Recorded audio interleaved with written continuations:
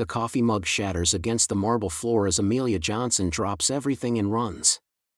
Through the ornate archway of the Montgomery Mansion's dining room, she sees him, Dean Montgomery, one of America's wealthiest tech moguls, clutching his throat, his face turning an alarming shade of blue. But what happened next shocked everyone in that room, including his own wife. "Dean!" Amelia screams, her voice echoing through the cavernous space. The billionaire stumbles backward from his chair, knocking over a crystal wine glass that crashes to the floor. His eyes are wide with panic, bulging as he gasps for air that won't come. His hands claw desperately at his collar, loosening his silk tie as if that might somehow help. Victoria Montgomery stands frozen just 10 feet away from her husband, her perfectly manicured hands pressed to her mouth in horror. Her designer dress remains spotless, untouched by the chaos unfolding before her. She doesn't move. She doesn't call for help.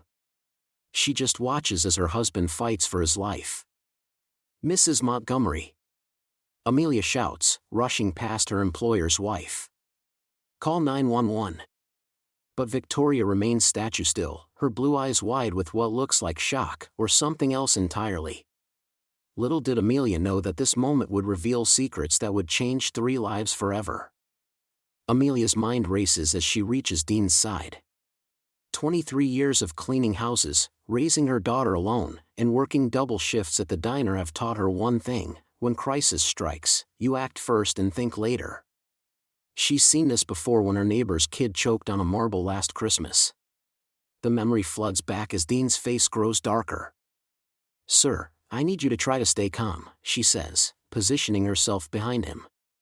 Her heart pounds against her ribs as she wraps her arms around his waist. Dean is easily twice her size, 6'3" to her 5'4" frame, but desperation gives her strength. The grandfather clock in the corner ticks loudly in the sudden silence. Victoria still hasn't moved. Still hasn't called for help. The house staff seem to have vanished, leaving only the 3 of them in this life-or-death moment. But the real shock was still coming. Amelia places her hands just above Dean's navel, one fist covered by her other palm. "This might hurt, sir, but I'm going to help you." She pulls upward and inward with everything she has. Nothing. Dean's body convulses as he struggles harder. She tries again, putting her entire 120-pound frame into it. "Come on," she whispers, tears starting to burn her eyes. Through her peripheral vision, she catches sight of papers scattered across Dean's mahogany desk, documents that weren't there when she cleaned this morning. Something about the letterhead makes her stomach drop, but she can't focus on that now. On the 3rd attempt, Dean's body jerks forward violently. A piece of steak flies from his mouth, landing with a wet thud on the Persian rug. He doubles over, gasping and coughing, alive but shaken. Amelia steps back, her hands shaking from adrenaline. "Thank God," she breathes, watching as color slowly returns to Dean's face. He straightens up gradually, one hand on his chest, the other gripping the back of his chair for support. His gray hair is disheveled, his usually pristine appearance completely undone. "You!" he gasps, looking at Amelia with something between gratitude and amazement. "You saved my life." Victoria finally moves, rushing to her husband's side, but her approach seems calculated somehow, as if she's performing for an audience. "Dean, sweetheart, are you okay? I was so scared, I didn't know what to do." Dean looks at his wife with an expression Amelia can't quite read. "You didn't move, Victoria. For almost 2 minutes, you stood there and watched me choking." The accusation hangs in the air like smoke. Victoria's face flushes red. "I was in shock." "You can't blame me for—" "I'm not blaming anyone," Dean interrupts quietly, but his eyes say otherwise. He turns to Amelia, his voice gaining strength. "Mrs. Johnson, I owe you everything. Name your price." But as Amelia glances again at those papers on his desk, papers with a familiar law firm's letterhead that makes her blood run cold, she realizes this decision would change everything. The document partially visible beneath Dean's scattered lunch contains words that make her heart race: fraud investigation and environmental cover-up. Victoria follows Amelia's gaze and notices her staring at the desk. Something dangerous flickers across the wealthy woman's face as she realizes what Amelia might have seen. The room falls silent except for Dean's recovering breaths and the relentless ticking of that antique clock. 3 people stand in this opulent dining room, but only one of them knows that saving a man's life was about to become the least complicated part of this day. Amelia takes a step toward the desk, her curiosity overriding her better judgment. Amelia's hands move with practiced precision as she positions herself behind Dean's convulsing form. Years of experience kick in. She'd learned the Heimlich maneuver during her certification course at the community center, never imagining she'd use it in a billionaire's dining room. Her arms wrap around his chest as she performs the upward thrusts with determined force. "Come on, Mr. Montgomery," she whispers urgently, feeling his body shake against hers. "Stay with me." But what haunts her most isn't Dean's struggle, it's Victoria's complete stillness. The woman stands like a marble statue, her manicured hands pressed against her mouth, watching her husband fight for his life without moving an inch closer. The irony isn't lost on Amelia. Here she is, a woman who grew up in Detroit's toughest neighborhoods, whose mother cleaned houses to pay rent while raising 3 kids alone. Amelia remembers those long nights when her own children, Marcus and Destiny, would wait for her to come home from her second job at the diner.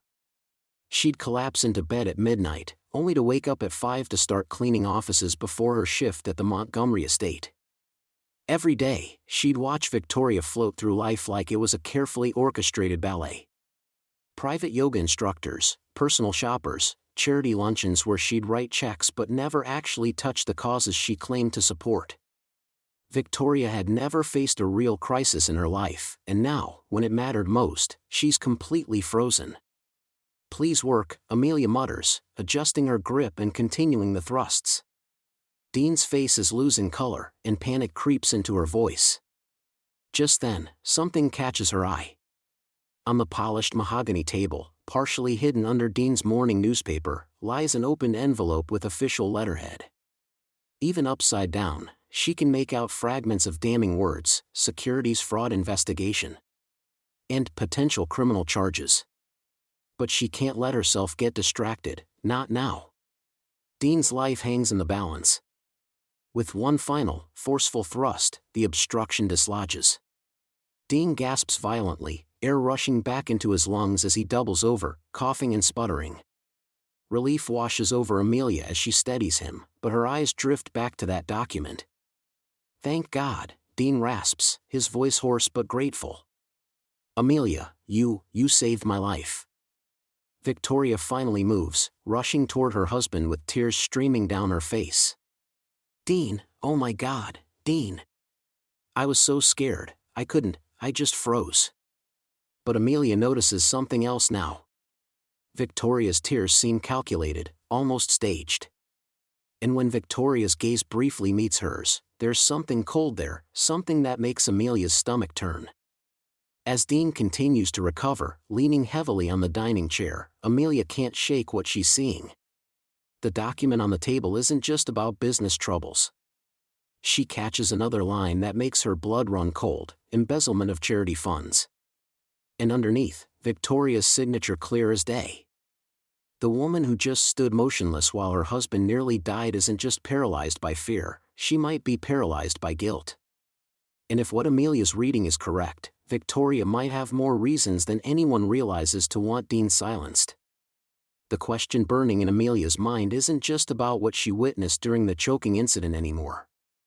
It's about what else Victoria might be capable of, and whether saving Dean's life might have just put them all in far greater danger than she could have ever imagined. Dean's eyes flutter open as the color slowly returns to his face, and Amelia finally steps back, her chest heaving from the exertion. The silence in the dining room feels deafening, broken only by Dean's labored but steady breathing. Victoria remains frozen in the same spot where she'd been standing throughout the entire ordeal, her manicured hands trembling at her sides. "Thank you," Dean whispers hoarsely, his voice barely audible as he looks directly at Amelia. "You saved my life." But here's what makes this moment even more intense: while Dean recovers, Amelia's eyes keep drifting to that document on the nearby mahogany table. The papers she glimpsed during the chaos contain information that could destroy everything the Montgomery family has built. Financial records, offshore accounts, and what appears to be evidence of tax evasion spanning years. Victoria finally moves, rushing to Dean's side with tears streaming down her face. "Oh my God, Dean, I'm so sorry. I couldn't move. I didn't know what to do." Her voice cracks with genuine remorse, but there's something else beneath it, fear of what Amelia might have seen. Dean struggles to sit up straighter, his gratitude toward Amelia evident in every gesture. "Amelia, I want to do something for you. A bonus, maybe help with your daughter's college fund. Name it, and it's yours." The offer hangs in the air like a lifeline, and for a moment, Amelia's face lights up with hope. Her daughter Maya has been dreaming of attending nursing school, and this could change everything for their family. But as she glances again at those incriminating documents, her expression grows troubled. "Mr. Montgomery, that's very generous," but Amelia begins, but Victoria cuts her off. "Actually, Dean, maybe we should discuss this privately first," Victoria interjects, her voice sharp with barely concealed panic. She's noticed Amelia's repeated glances at the papers too. "But you won't believe what happens next." Victoria approaches Amelia while Dean is still catching his breath, and in a voice low enough that her husband can't hear, she says, "I saw you looking at those documents. Those are private family matters that have nothing to do with you." Amelia's spine stiffens. She's worked for wealthy families before, and she recognizes the tone. It's the voice of privilege trying to silence truth. "Mrs. Montgomery, I was just..." "Here's what's going to happen," Victoria continues, reaching into her designer purse. She pulls out a checkbook and quickly scribbles an amount. "This is $50,000. More than enough for your daughter's education and then some. All you have to do is forget whatever you think you saw today." The check trembles between Victoria's fingers as she extends it toward Amelia. $50,000, more money than Amelia has ever seen at once. It would solve every financial worry her family has ever had. But accepting it would mean becoming complicit in whatever illegal activities those documents revealed. "And if I don't take it?" Amelia asks quietly. Victoria's mask slips for just a moment, revealing the calculating person beneath. "Then you'll find that domestic workers can be very difficult to place with good references." Word travels fast in our circles. The threat hangs heavy in the air. Amelia thinks about Maya, about her son Marcus who needs new school supplies, about the rent that's always a struggle to make. This money could change everything for her family. But it would also mean staying silent about financial crimes that affect countless people. Dean calls out from across the room, "What are you two discussing over there? Amelia, come here. I want to make sure you get everything you deserve for what you did today." Victoria's eyes narrow as she looks at Amelia, the unspoken message clear, "Choose your words carefully." Amelia looks at the check in Victoria's hand, then at Dean who's watching them with genuine warmth and gratitude, completely unaware of his wife's desperate attempt at a cover-up. The weight of the moment settles on her shoulders like a lead blanket. But here's where everything changes, because what Victoria doesn't know is that Amelia already took a picture of those documents with her phone while she was catching her breath after saving Dean's life. Now she has to decide, does she take the money and stay quiet, potentially becoming an accessory to financial crimes? Or does she risk everything her family needs to expose the truth? The choice she makes in the next few seconds will determine not just her family's future, but the fate of the entire Montgomery empire. The weight of Dean's stare cuts through the tension like a blade. His color has returned, but his eyes burn with an intensity that makes even Victoria step back. The document Amelia discovered still lies crumpled on the Persian rug, its damning contents now exposed for all to see. "I want the truth, Amelia," Dean says, his voice hoarse but steady. "All of it. What exactly did you see on that paper?" Amelia glances at Victoria, whose face has drained of all color. The billionaire's wife clutches the back of a dining chair, her knuckles white with desperation. But there's something else in Victoria's expression now, not just fear, but a calculating coldness that sends chills down Amelia's spine. "Dean, please, Victoria interjects, her voice trembling. You just nearly died. This isn't the time for. It's exactly the time. Dean's fist slams against the mahogany table, making the crystal glasses jump. When you're staring death in the face, you realize what matters. And apparently, my own wife couldn't even move to help me. The accusation hangs in the air like poison gas. Victoria's mouth opens and closes silently, but Amelia can see the wheels turning behind her eyes. This woman isn't just paralyzed by shock, she's calculating her next move. Amelia takes a deep breath, knowing there's no turning back now. Mr. Montgomery, that document, it shows offshore accounts. Money being moved to avoid taxes, funds diverted from your company's pension plan. And.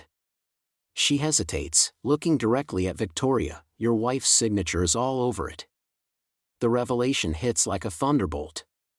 Dean's face contorts with betrayal and rage as he turns to face his wife. But Victoria doesn't crumble. Instead, she straightens her spine and lifts her chin defiantly. You have no idea what you're talking about, Victoria snaps at Amelia, her mask of helplessness finally slipping away. You're just a maid who thinks saving someone's life gives you the right to destroy their family.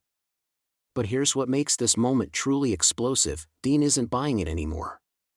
The near-death experience has stripped away his illusions, and he's seeing his wife clearly for perhaps the first time in years. Victoria, Dean's voice drops to a dangerous whisper, is it true? Victoria's composure cracks just slightly. Those were emergency measures, Dean. The business was struggling, and I was trying to protect us. Protect our family's legacy. By stealing from our employees' retirement funds? Dean's voice rises again. By committing tax fraud? I was buying us time. Victoria explodes, her carefully maintained facade completely shattered now. While you were playing the noble businessman, someone had to make the hard choices. Someone had to get their hands dirty to keep this empire afloat. Amelia watches in stunned silence as the truth pours out. This isn't just about financial crimes, it's about a marriage built on deception, where one partner made unilateral decisions that could destroy everything they've built. And when I was choking, Dean's voice breaks with emotion, when I was literally dying in front of you, you stood there because what? You were afraid I'd live long enough to discover what you'd done. The accusation is so brutal, so devastating, that even Amelia gasps. But Victoria doesn't deny it. Instead, she looks at her husband with a mixture of hatred and desperation that's terrifying to witness. I froze, Dean. I admit it. But not because I wanted you dead, because I knew that if you survived, everything would come out eventually. And I was right, wasn't I? The room falls into a silence so thick you could cut it with a knife. 3 people stand in the wreckage of revealed truths, each grappling with the magnitude of what's been exposed. But this is just the beginning of the earthquake that's about to tear the Montgomery family apart. Dean turns to Amelia, his eyes filled with a gratitude that goes far beyond saving his life. You didn't just save me from choking, did you? You saved me from living a lie. But as Dean reaches for his phone, presumably to call his lawyers, Victoria's expression shifts to something truly dangerous. And Amelia realizes that a woman who's already lost everything might be capable of absolutely anything to protect what's left of her world. The morning sun streams through the Montgomery mansion's grand windows as Dean sits across from Amelia at the very table where everything changed just 3 weeks ago. The formal dining room feels different now, warmer somehow, despite Victoria's notable absence from their weekly coffee meetings. I keep thinking about that moment, Dean says, his voice carrying a weight that wasn't there before. When I was choking, when everything went dark, I thought about all the people I'd stepped on to get where I am. All the corners I'd cut. He pauses, studying Amelia's face. But you didn't hesitate. You saved someone who probably didn't deserve it. Amelia sets down her coffee cup, real china now, not the chipped mug she used to drink from in the kitchen. Everyone deserves a second breath, Mr. Montgomery. Even billionaires who forget they're human. Dean laughs, a genuine sound that echoes through the room. Especially those billionaires. His expression grows serious. The business ethics investigation wrapped up yesterday. We're implementing every recommendation, and I'm personally overseeing the whistleblower protection program. No more cover-ups, no more hush money. And Mrs. Montgomery? Victoria's in therapy, Dean admits. Real therapy, not the kind where rich people complain about their problems to feel better. She's learning to face consequences instead of freezing up or running away. He leans forward. She wanted me to tell you something, she's sorry. Not just for standing there while I choked, but for trying to silence you afterward. For treating you like you were invisible for 5 years. Through the window, they watch Victoria in the garden, actually pulling weeds herself instead of directing the groundskeeper. Her designer clothes are dirty, her manicured nails broken, but she's smiling, really smiling, as she works. She's finding out who she is when she can't buy her way out of problems, Amelia observes. That's harder than learning the Heimlich maneuver. Dean nods. Speaking of which, how's the new house? Kids settling in okay? Amelia's eyes light up. Marcus loves having his own room, and Sarah's already making friends in the new neighborhood. The scholarship you set up, they don't even know it came from you. They think they earned it all on their own merit. They did earn it. I just made sure the right doors opened. Dean slides an envelope across the table. This isn't charity, Amelia. It's the contract for the community health program you proposed. You'll be training domestic workers, hotel staff, restaurant employees, anyone who might need to save a life when help is minutes away.